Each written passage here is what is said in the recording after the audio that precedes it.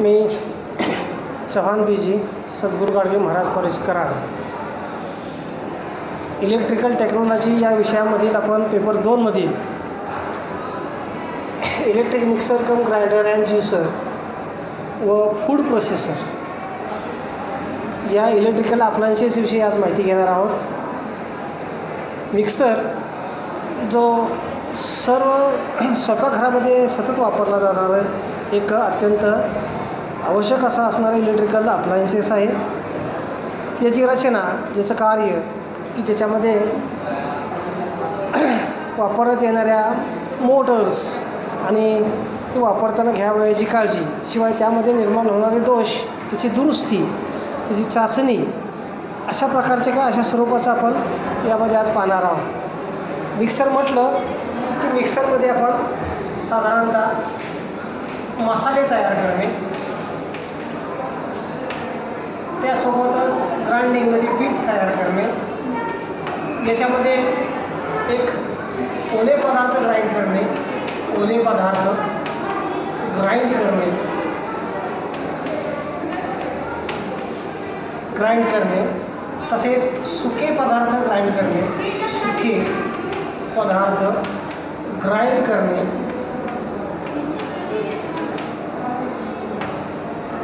यासोबतच लस्सी तयार करणे, फळांचे ज्यूस तयार करणे, ज्यूस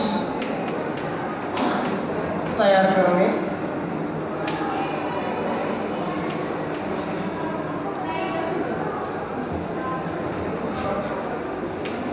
दही, ताक, लोणी इत्यादी तयार करणे,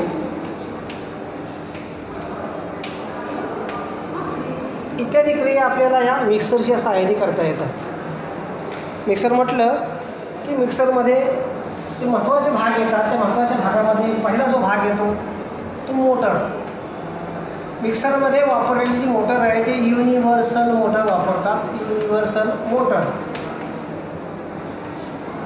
युनिव्हर्सल मोटरचं वैशिष्ट्य असं आहे की ही मोटर AC आणि DC दोन्हीही सप्लायवरती कार्य करते. AC आणि DCवरती कार्य करणाऱ्या मोटारीला आपण युनिव्हर्सल मोटर असं म्हणतो. दुसरा जो महत्त्वाचा भाग येतो यामध्ये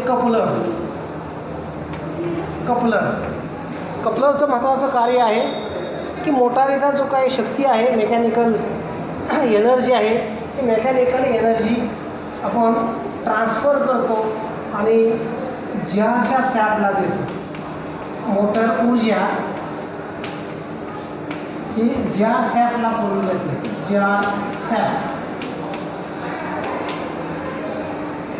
मोटरमध्ये तयार झालेली ऊर्जा कपलरच्या सहाय्यानं जार सॅपला पुरवली जाते. जारमध्ये मिक्सरचे ब्लेड्स असतात आणि हे ब्लेड्स रोटेट होतात. या रोटरी ऊर्जेपासून मग सांगितल्याप्रमाणे मसाले बारीक करणे किंवा पदार्थ बारीक करणे, त्याचं मिक्सर तयार केलेलं जर आपल्याला आणखीन हवं असेल बारीक, तर त्यापासून आपण ग्राइंडिंग करतो, म्हणजे पीठ तयार करतो. पिठामध्ये आपण विशेषतः करून बेसन पीठ आहे, बेसनच्या डाळीपासून जे पीठ तयार केलं जातं ते पीठ तयार करण्याचं काम या ग्राइंडिंग जारमध्ये केलं जातं आणि त्यासाठी लागणारी ताकद आहे, शक्ती आहे, हे पुरवठ्याचं काम कपलर करत असतं. तिसरा जो महत्त्वाचा भाग आहे त्याला आपण जार असं म्हणतो.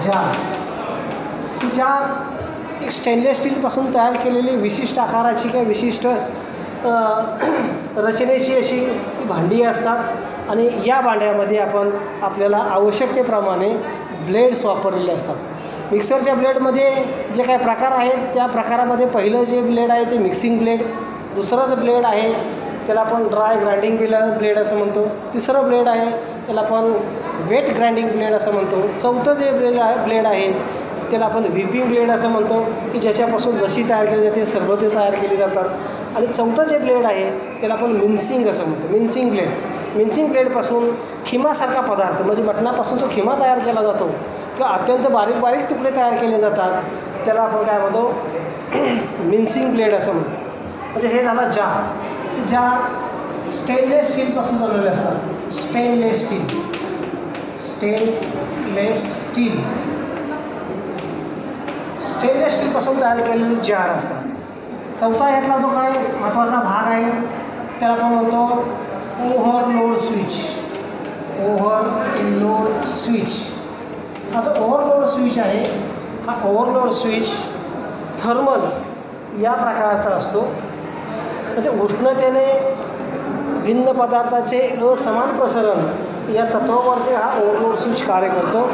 कोणत्याही कारणाने मिक्सर जर ओव्हरलोड झाला असेल किंवा तो ठरवून दिलेल्या प्रवाहापेक्षा जास्त प्रवाह घेत असेल तर अशा जास्त प्रवाहामुळं वाइंडिंग किंवा आर्मेचरला होणारं नुकसान टाळण्यासाठी मिक्सर स्विच ऑफ केला जातो. की त्यालाच आपण ओव्हरलोड प्रोटेक्शन असं म्हणतो.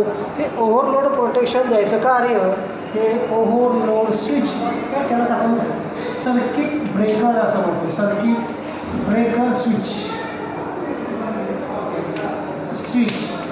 सर्किट ब्रेक केलं जातं आणि मिक्सरचं ओव्हरलोडपासून संरक्षण होतं. शॉर्ट फॉर्ममध्ये आपण सर्किट AB स्विच असं म्हटलं जातं. AB switch. हा जो AB स्विच आहे हा AB स्विचमध्ये बायमेटल स्ट्रीप वापरलेली असते आणि बायमेटल स्ट्रीपला करंटच्या साह्यानं हिट केलं जातं आणि अशी हिटिंग जास्त करंटमुळे जास्त हिट झाली की बायमेटल स्ट्रीप यामध्ये बेंड होते आणि स्विच ओपन होतो. स्विच ओपन झाल्यामुळं मिक्सर आहे हा मिक्सर सर्किटमधून डिस्कनेक्ट होतो किंवा वेगळा केला जातो आणि यामुळं मिक्सरचं ओव्हरलोडपासून होणारं सर्व प्रकारचं नुकसान टाळता येतं. त्यानंतरचा जो पार्ट आहे त्यानंतरच्या महत्त्वाच्या पार्टचं नाव आहे कंट्रोल स्विच. Control switch.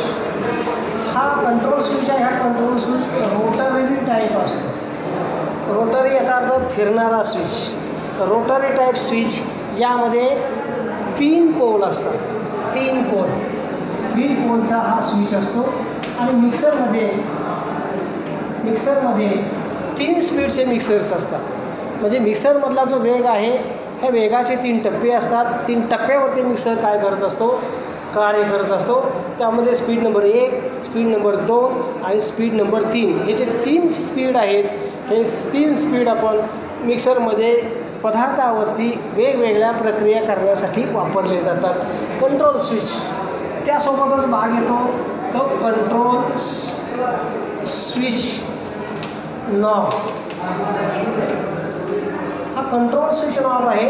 हा कंट्रोल स्विच नॉब हा स्विचच्या पोझिशन चेंज करण्यासाठी किंवा स्विच ऑपरेट करण्यासाठी वापरला जातो आणि हा कंट्रोल स्विच या कंट्रोल स्विचवरती स्पीडचे मार्किंग दिलेले असतात आणि त्या पद्धतीने आपण स्पीड नंबर 1, 2 किंवा 3 यापैकी काय करतो कोणतंही स्पीड आपण सिलेक्ट करू शकतो आणि आपली जी काय मिक्सिंगची किंवा ज्युसिंगची जी काय प्रोसेस आहे ही ज्युसिंगची प्रोसेस आपण या साह्याने काय करतो पूर्ण करून घेऊ शकतो. 7वा जो भाग आहे क्या पार्ट आहे त्याचं नाव आहे बॉडी. मिक्सरची जी बॉडी आहे ती ABS plastic unbreakable plastic ABS प्लॅस्टिकपासून मिक्सरची बॉडी तयार केली जाते.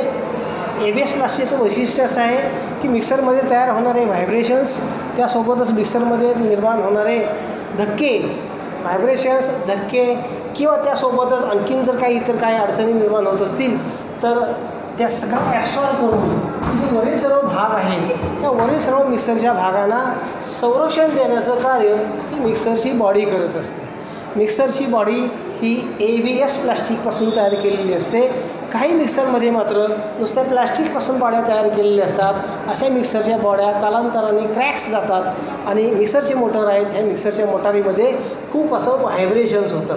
मिक्सरमध्ये वापरलेली जी युनिव्हर्सल मोटर आहे त्या युनिव्हर्सल मोटारीचं खास वैशिष्ट्य असे की या मोटारीमध्ये त्या मोटारीचा जो काय वेग आहे स्पीड आहे हे स्पीड लोडप्रमाणे बदलतं. म्हणजे मिक्सरमध्ये जर तुम्ही लोड वाढवला तर मोटारीचा जो वेग आहे हा मोटारीचा वेग ॲटोमॅटिक कमी होतो आणि हा वेग कमी होत असताना आणखीन यामध्ये वैशिष्ट्य असं आहे की यामधला जो टॉर्क आहे, टॉर्क ज्याला आपण बल असं म्हणतो, हा टॉर्क ॲटोमॅटिक वाढवला जातो. युनिव्हर्सल मोटारीमध्ये किंवा युनिव्हर्सल मोटारीची जी गुणवैशिष्ट्य आहेत त्यातलं सगळ्यात महत्त्वाचं वैशिष्ट्य असं आहे की लोडप्रमाणे स्पीड आणि टॉर्क ॲडजस्ट होतो. मिक्सरवरती लोड वाढला असता वेग कमी होतो आणि टॉर्क वाढतो.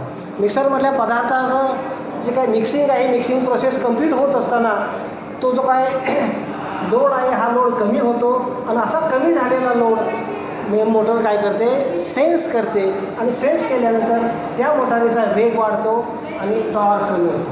दुसरं गुणवैशिष्ट्य असं आहे या मोटारीचं की ही मोटर AC आणि DC च्या दोन्ही सप्लायवरती काम करते. इलेक्ट्रिकलमध्ये जेवढ्या काही मोटार्स आहेत या मोटारीमध्ये ही एक युनिव्हर्सल मोटर अशी मोटर आहे की जी मोटर AC सप्लाय आणि DC सप्लाय या दोन्हीही सप्लायवरती कार्य करते. त्यामुळं या मोटारीचं हे वैशिष्ट्य असल्यामुळे या मोटारीला नाव आपण युनिव्हर्सल मोटर असं नाव दिलं गेलेलं आहे. युनिव्हर्सल मोटरचं आणखी तिसरे खास गुणवैशिष्ट्य असं आहे की ह्या मोटारीचं जे स्पीड आहे ते खूप जास्त आहे. म्हणजे याचा अर्थ असा आहे की या मोटारीचं नो लोड स्पीड जवळजवळ 20,000 किंवा त्यापेक्षाही जास्त RPM, म्हणजे 20,000 RPMपेक्षा जास्त वेगानं, याचा अर्थ 20,000 वेळे दर मिनिटाला इतक्या जास्त प्रचंड वेगाने ही मोटर फिरत असते. आणि लोड कंडिशनला मात्र या मोटरचं जे स्पीड आहे ते 18,000 RPM, त्याच्या जवळपास 18,000 RPM जे स्पीड आहे. म्हणजे या मोटारीचं हे जे खास गुण वैशिष्ट्य आहे की लोडप्रमाणे टॉर्क ॲडजस्ट होणं, लोडप्रमाणे लोड ॲडजस्ट होणं आणि हाय स्पीड मोटर असं हे वैशिष्ट्य असल्यामुळं मिक्सरमध्ये ज्या काय वेगवेगळ्या प्रक्रिया आहेत ह्या वेगवेगळ्या प्रक्रिया करण्यासाठी आपल्याला आवश्यक असणारी जी काही ठळक गुणवैशिष्ट्य आहेत ती गुणवैशिष्ट्ये पूर्ण करणारी मोटर म्हणून आपण मिक्सरमध्ये युनिव्हर्सल मोटारीचा वापर करतो. साधारणतः 350 वॅट, छोट्या मिक्सरमध्ये मिनी मिक्सरमध्ये 350 वॅट टू 750 वॅटपर्यंत हे मिक्सर्स मोटारी वापरले जातात. त्यानंतर 8वाचा महत्त्वाचा भाग आहे त्याला आपण म्हणतो सप्लाय कॉर्ड. सप्लाय कॉर्ड मोटारीला सप्लाय पुरवण्यासाठी जी कॉर्ड किंवा केबलचा वापर केला जातो तिला आपण सप्लाय कॉर्ड असं म्हणतो. ही जी सप्लाय कॉर्ड आहे ही सप्लाय कॉर्ड 3 कोअर, यामध्ये 3 वायर्स असतात. 3 कोअर आणि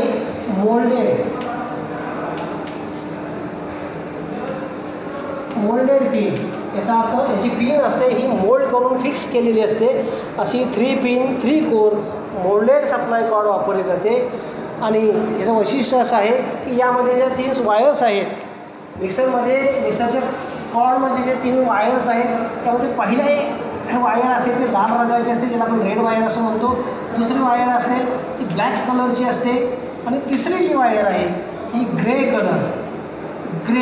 किंवा ग्रीन कलरची वायर असते. याची कनेक्शन्स करत असताना आपल्याला एक गोष्ट लक्षात ठेवावी लागते की मिक्सरमध्ये जी रेड वायर आहे ही रेड वायर आपण नेहमी लाईव्ह वायरला किंवा फेजला जोडतो. फेज वायरची टेस्टिंग आपण पाठीमागं पाहिलं होतं की ज्या वायरला निऑन टेस्टर टच केला असता पेटतो अशा वायरला आपण लाईव्ह वायर असं म्हणतो. ही जी लाईव्ह वायर आहे ही लाईव्ह वायर आपण रेड वायरच्या साईडला जोडलेली असते. ब्लॅक वायरमध्ये आपण नेहमी न्यूट्रल वायर जोडतो. न्यूट्रल वायर जोडण्यासाठी आपण ब्लॅक कलरची वायर वापरावी लागते. आणि मोटर ही जास्त रेटिंगची म्हणजे जवळजवळ 750 वॅटची असल्यामुळं त्यासाठी जी काही अर्थिंगची गरज असते हे अर्थिंगसाठी आपण हिरवी वायर किंवा ग्रे वायर वापरतो. म्हणजे मोटारीची कनेक्शन्स करत असताना, सप्लाय कॉर्डची कनेक्शन्स करत असताना किंवा सप्लाय कॉर्ड बदलत असताना हा जो सिक्वेन्स आहे रेड, ब्लॅक आणि ग्रे यामध्ये जर आपण बदल केला तर मिक्सर फिरतो. पण असा मिक्सर आपण ऑपरेट करत असताना ऑपरेटरला शॉक लागण्याची जास्त शक्यता असते. यासाठी नेहमी रेड वायर ही लाईव्ह वायरला किंवा फेज वायरला, ब्लॅक वायर ही न्यूट्रल वायरला किंवा न्यूट्रलला किंवा ग्रे वायर आहे ही ग्रे वायर आपण अर्थिंगला किंवा अर्थिंग अशाच पद्धतीने ती जोडावी लागते. आता ही जी रेड वायर आहे ही रेड वायर आपण कंट्रोल स्विचच्या कॉमन पोलला जोडतो. कंट्रोल स्विचच्या कॉमन पोलवरून आपण पोल सिलेक्ट करतो. पोल नंबर 1, पोल नंबर 2 किंवा पोल नंबर 3. मिक्सरमध्ये आणखीन एक फॅसिलिटी असते ज्याला आपण इंचिंग असं म्हणतो. खोबरे असेल किंवा लवंग असेल किंवा आणखीन तत्सम प्रकारचे जे असे कठीण पदार्थ आहेत, हळकुंडे असतील, तर असे पदार्थ बारीक करण्यापूर्वी किंवा त्यांचं ग्राइंडिंग करण्यापूर्वी अशा पदार्थांचे आपल्याला बारीक तुकडे करावे लागतात. आणि हे बारीक तुकडे करण्यासाठी आपल्याला इंचिंग हे जे काय आहे स्विच मोड आहे, हा स्विच मोड वापरावा लागतो. हे इंचिंगमध्ये ब्लेड्स आहेत, हे ब्लेड्स झटके देऊन फिरतात आणि ते जे पदार्थ आहेत ते पदार्थांचे बारीक बारीक बारीक तुकडे केले जातात. असे बारीक तुकडे केल्यानंतर मिक्सरची मोटर आहे, ही मोटर आपण 1 नंबरच्या स्पीडला सिलेक्ट करतो आणि त्यानंतर मिक्सर काय होतो, हे जे पदार्थ आहेत ते आणखी बारीक होतात. आणखी बारीक झालेले पदार्थ अजून बारीक करण्यासाठी आपण 2 नंबरच्या स्पीडला जातो आणि 2 नंबरच्या स्पीडला जवळजवळ पिठासारखे पदार्थ बारीक होतात आणि 3 नंबरला मात्र ते अत्यंत सूक्ष्म अशी त्या पदार्थाची पावडर तयार होते किंवा मिक्सर तयार होतं. मात्र मिक्सर वापरत असताना नेहमी 1, 2 आणि 3 या पद्धतीनंच पुन्हा उलट 3, 2 आणि 1 असाच मिक्सरचा स्विच आहे, हा स्विच ऑपरेट करावा लागतो. अनेक ठिकाणी आपल्याला माहीत नसल्यामुळे अडचण येते. काही जणांना स्पीड जास्त आहे म्हणून मिक्सर भरदेशी बारीक करेल किंवा प्रोसेस आहे त्या कमी वेळेमध्ये पूर्ण होतील असं आपल्याकडं थोडंसं गैरसमज असतो आणि यामुळं मोटारीवरती लोड वाढतो. कारण मोटारीचं मी मगाशी सांगितल्याप्रमाणे स्पीड जास्त असेल तर टॉर्क जास्त असतो. टॉर्क जास्त म्हणजे ताकद जास्त असते. म्हणजे असे पदार्थ, मोठे पदार्थ बारीक करण्यासाठी आवश्यक असणारा जो टॉर्क आहे हा तुम्हाला 1 नंबरच्या स्पीडला प्राप्त होतो, तो 3 नंबरला होत नाही. 3 नंबरवरती अशा वेळी जर आपण मिक्सर ऑन केला किंवा मिक्सरचं स्पीड सिलेक्ट केलं तर तो मिक्सर ओव्हरलोड पोझिशनला जाण्याची शक्यता असते आणि असे मिक्सरच्या मोटर्स आहेत की अशा मिक्सरचे आर्मेचर्स आहेत हे खराब होतात. आणि असं आपल्याला न समजल्यामुळं आपण वापरताना अनेक जण काय करतात, कस्टमर्स किंवा ग्राहक आहेत किंवा जे काय गृहिणी आहेत त्या गृहिणी डायरेक्ट 3 नंबरचंच एकच स्पीड ऑन करून ठेवतात आणि तसंच वापरतात. असा मिक्सर वापरणं म्हणजे काय आहे, मिक्सरमध्ये दोष निर्माण होण्याला संधी देणं किंवा आपल्याला थोडंसं माहिती नसताना मिक्सर वापरणं हलगर्जीपणा असा आढळून येतो आणि यामुळे मिक्सर नादुरुस्त होतात. मिक्सरमध्ये वापरत असताना नेहमी एक गोष्ट लक्षात ठेवायला आपल्याला हवी की मिक्सर हा AC आणि DC सप्लायवरती जरी कार्य करत असला तर त्याचे जे स्टेनलेस स्टीलचे जार आहेत की ज्यामध्ये आपण ब्लेड्स बसवलेत, प्रत्येक ब्लेडचं कार्य वेगळं आहे. जसं ड्राय ग्राइंडिंग ब्लेडचं कार्य आहे हे पदार्थाचं पीठ तयार करणं म्हणजे ग्राइंडिंग करणं, पावडर तयार करणं यासाठी वापरलं. म्हणजे हळकुंड जर आपल्याला पावडर तयार करायचं असेल तर आपल्याला ड्राय ग्राइंडिंग ब्लेडचा जार आहे तो सिलेक्ट करावा लागेल.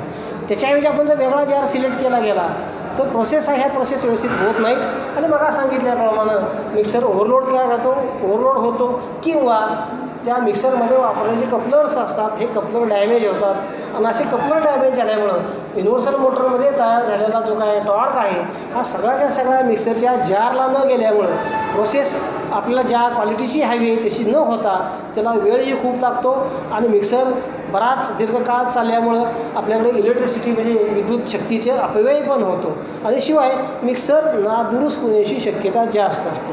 तर असा हा जो मिक्सर आहे किंवा मिक्सरमध्ये हे जे काय पार्ट्स आहेत त्यामध्ये आणखीन एक पार्ट येतो आणि त्यामध्ये त्याला येतो आपण सप्लाय इंडिकेटर. मिक्सरच्या कंट्रोल स्विच शेजारी एक लॅम्प लावलेला असतो. ते मिक्सर प्लगला बसवल्यानंतर सप्लाय ऑन केली असता याच्यामध्ये हा सप्लाय इंडिकेटर सप्लाय आहे असं इंडिकेशन्स देत असतो. हा सप्लाय इंडिकेटर जो लॅम्प आहे हा सप्लाय इंडिकेटर लॅम्प मिक्सर सप्लायला कनेक्ट झालेला आहे का सप्लायचा पुरवठा झालेला आहे हा दाखवण्यासाठी वापरला जातो. त्यासोबतच मिक्सरमध्ये आणखीन एक लॅम्प वापरला जातो ज्याला आपण ओव्हरलोड लॅम्प इंडिकेटर असं म्हणतो. त्या इंडिकेटर मिक्सर जर ओव्हरलोड झाला असेल तर मिक्सरचं सर्किट आहे हे सर्किट ओपन होतं. हे असं ओपन करायचं कार्य ओव्हरलोड स्विच करत असतो आणि हा ओव्हरलोड स्विच ॲक्टिवेट झालेला आहे तो पुन्हा रिसेट करावा लागतो. हे इंडिकेट होण्यासाठी मिक्सर ओव्हरलोड स्विच सोबतच मिक्सर ओव्हरलोड इंडिकेटर किंवा लॅम्प वापरलेला असतो. तो लॅम्प जर प्रज्वलित झाला असेल किंवा पेटलेला असेल इंडिकेशन दाखवत असेल तर मिक्सर सप्लायपासून डिस्कनेक्ट करावा. डिस्कनेक्ट केलेला मिक्सर आहे हा थोडा वेळ साधारणतः 3 ते 4 मिनिट तसाच थांबवावा. कारण ओव्हरलोड स्विच हा थर्मल म्हणजे उष्णतेवरती कार्य करत असल्यामुळे आपली जी बायोमेटल रिली आहे किंवा ज्याला आपण बायोमेटल स्ट्रीप असं म्हणतो, की बायोमेटल स्ट्रीप थंड झाल्यानंतरच कॉन्टॅक्ट ऑन होतात. असे कॉन्टॅक्ट ऑन होण्यासाठी आपल्याला थोडा कालावधी द्यावा लागतो. असा कालावधी दिल्याशिवाय मिक्सरचा ओव्हरलोड स्विच सेट होत नाही. तो रिसेट केल्याशिवाय मिक्सर पुन्हा ऑन होत नाही. त्यामुळं वापरताना ही काळजी घेणं महत्त्वाची गोष्ट आहे की मिक्सर ओव्हरलोड होणार नाही. योग्य कार्यासाठी योग्य जार असलेला किंवा योग्य ब्लेड असणारा जारचा वापर करणं आवश्यक आहे. आणि हे वापर करत असताना जारमधलं जे साहित्य आहे किंवा मटेरियल आहे हे ठराविक प्रमाणापेक्षा जास्त किंवा मिक्सरच्या कॅपॅसिटीपेक्षा जास्त जर आपण गरम केलं भरलं तर अशा वेळीसुद्धा मिक्सर काय होतो, ओव्हरलोड होतो. असं कुठल्या पद्धतीचं ओव्हरलोड टाळण्यासाठी मिक्सर योग्य पद्धतीनं हाताळणं अत्यंत आवश्यक आहे आणि त्याची माहिती असणं आपल्याला आवश्यक आहे. त्याच्या पुढं मिक्सरचे स्पेसिफिकेशन्स. ज्यावेळी मिक्सर आपण खरेदी करतो तेव्हा माझ्या असं लक्षात आलेलं आहे की बरेच जण मिक्सरच्या वेगावरून किंवा मिक्सरच्या भांड्यावरून मागणी करतात. मिक्सरच्या भांड्यावरून किंवा मिक्सरच्या वेगावरून मिक्सरची मागणी करणं हे अयोग्य आहे. योग्य पद्धतीने मिक्सरची मागणी करायची असेल तर त्याचे टेक्निकल स्पेसिफिकेशन्स